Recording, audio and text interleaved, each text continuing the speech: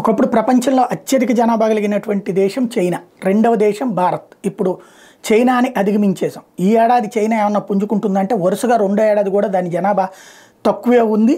పెరుగుదల అంటే జనాభా పెరుగుదలలో తరుగుదల కనబడుతోంది. దానికి కారణాలు పెళ్ళిళ్ళు చేసుకోకపోవడం, పిల్లల్ని కనకపోవటం, దానికి ఎన్ని రకాల ఏదైనా ప్రయోజనాలు ఇస్తామని ప్రభుత్వాలు చెప్పినా కూడా ప్రజలు అక్కడ నిరాసక్తత కనబరుస్తూ ఉండటం. తాజాగా చూస్తే అధిక జనాభాతో మన దేశం జనభారత్గా దూసుకుపోతుంటే పొరుగు దేశం చైనా జనాభా క్షీణతను చూస్తుంది. వరుసగా రెండో ఏడాది అక్కడ జనాభా క్షీణత నమోదైంది. గత ఏడాదితో చూస్తే 2023 ఏడాదిలో చైనా జనాభా 20.8 లక్షలు తగ్గి 140.97 కోట్లకు పడిపోయింది.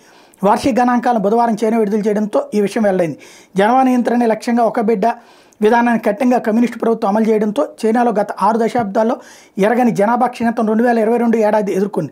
2022లో చైనాలో 95.6 లక్షల మంది జన్మిస్తే 2023లో 90.2 లక్షల మంది పుట్టారు.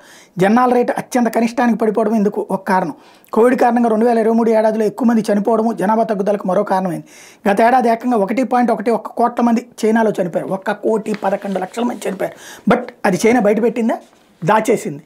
కేవలం 500 మంది 1000 మంది అని ఇప్పటికీ చెప్తుంది. 1,11,00,000 మంది చనిపోయారు.